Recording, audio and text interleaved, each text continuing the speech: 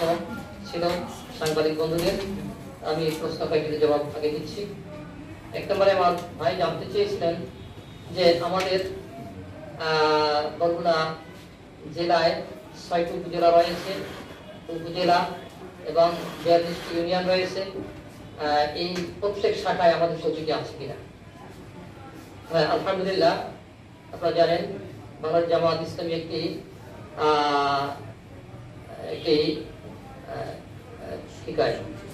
সুশৃঙ্খলা এবং সুসংগঠিত ও একটি এটাকে কি বলে ক্যাডার ভিত্তিক সংগঠন। তো ধাপে ধাপে সকল পর্যায়ে আমাদের জেলা থেকে শুরু করে প্রত্যেক উপজেলায় এবং শুধু উপজেলায় না, আমাদের ইউনিয়ন কমিটি এবং আমাদের সর্বনিম্ন রয়েছে ইউনিট। এই ওয়ার্ড কমিটি আছে, সর্বনিম্ন হলে ইউনিট কমিটি। তো এই একটা ইউনিয়নে অসংখ্য মানে ইউনিট আছে বা ৯টা ওয়ার্ড আছে। এই একটা ওয়ার্ডে আমার একাধিক ইউনিট রয়েছে। তো এইভাবে প্রত্যেকটি ইউনিটের আমাদের কর্মী বা আমাদের কমিটি আছে, আলহামদুলিল্লাহ।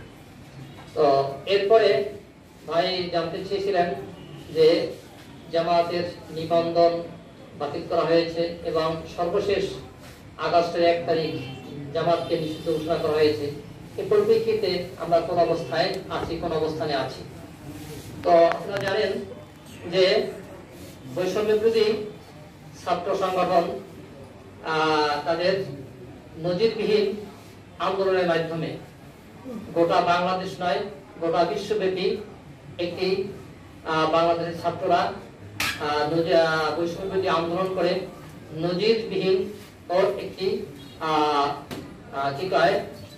দৃষ্টান্ত স্থাপন করেছে, যেটা গোটা বিশ্ববাসীর কাছে তাক লাগিয়ে দিয়েছে।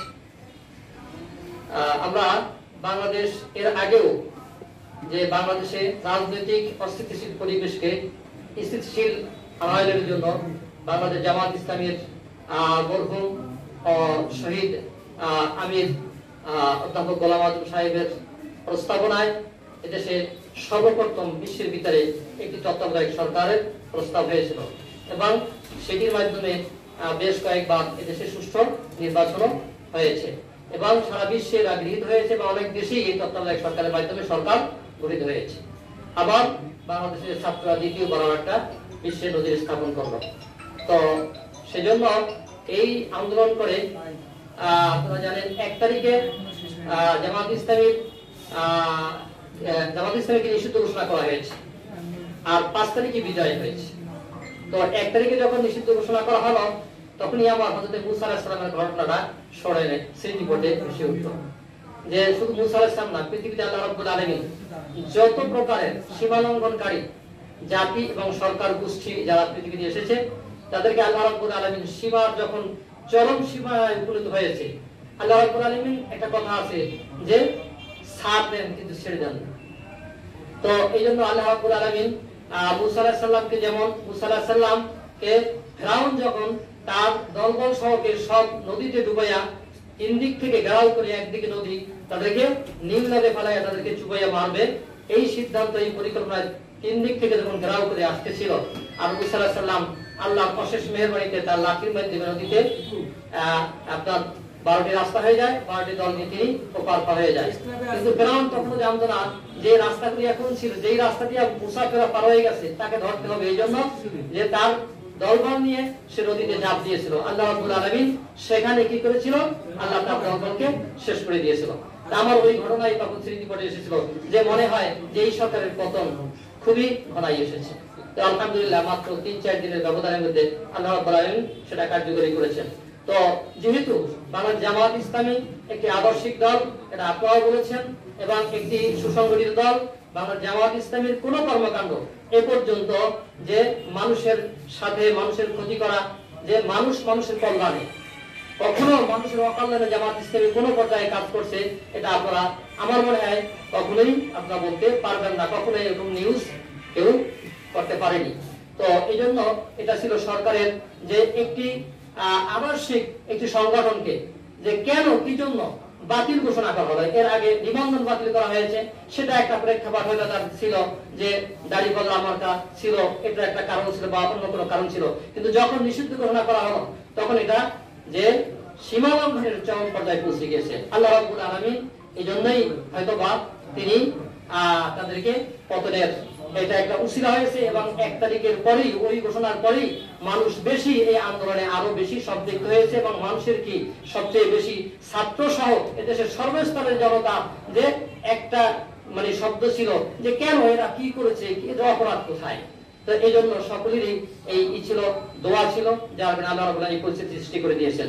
তো যাই হোক, তো এখন নিবন্ধন বাতিল করেছে। আপনারা জানেন যে সরকারের এই প্রায় 15 বছর 6 মাস 5 দিন সম্ভবত সরকারের বয়স ছিল।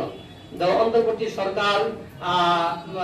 সরকার গঠিত হওয়ার আগেই তো তাদের এই দীর্ঘ সময়ের কর্মকাণ্ডকে বাতিল ঘোষণা করা হয়েছে, এবং বিশেষ করে যে 37 দিন আন্দোলন, এই 37 দিন আন্দোলনের মধ্যে এই সরকার যাহা কিছু করতে সবকিছু বাতিল বলে ঘোষণা করেছে। সুতরাং সেই আলোকে যে বাংলাদেশ জামায়াত ইসলামীর যে নিষিদ্ধ ঘোষিত হয়েছিল সেটাও বাতিল, ওই অর্ডিন্যান্স ও অধ্যাদেশ কি হয়ে বাতিল হয়ে গেছে। তো এরপরেও যেহেতু একটা নির্বাহী আদেশের মাধ্যমে করেছে, এখন সেক্ষেত্রে এই নির্বাহী আদেশটাকে আবার প্রত্যাহার করা লাগবে কিনা, সেটা যেহেতু বিশেষজ্ঞরা রয়েছেন, আইনবিদ রয়েছেন, আমাদের ঊর্ধ্বতন নেতৃবৃন্দ রয়েছেন, ওটা নিয়ে তারাই ভাববেন। ওটার বিষয়গুলোতে আমাদের আর কোনো কথা বলার কোনো প্রয়োজন নেই।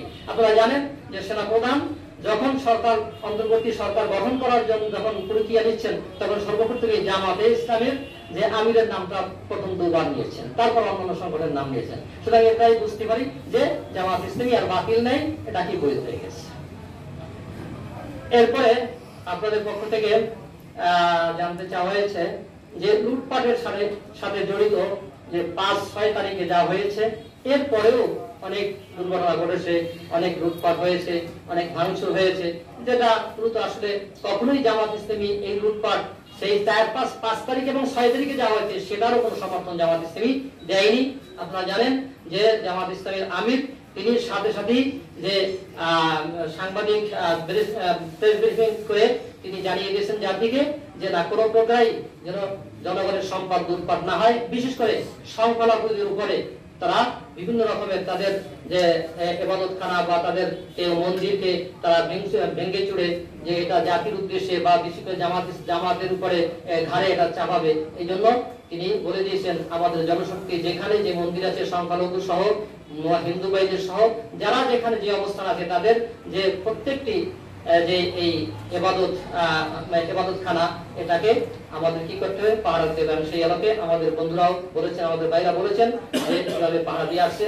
আমরা বরগুনার আমি নিজেও বরগুনার যে কালী মানে আগ্রাবাড়ি, আমি এখানে গেছি, কালীবাড়ি গিয়েছি, আরো যে এইখানে বাস স্ট্যান্ড এখানে গিয়েছি।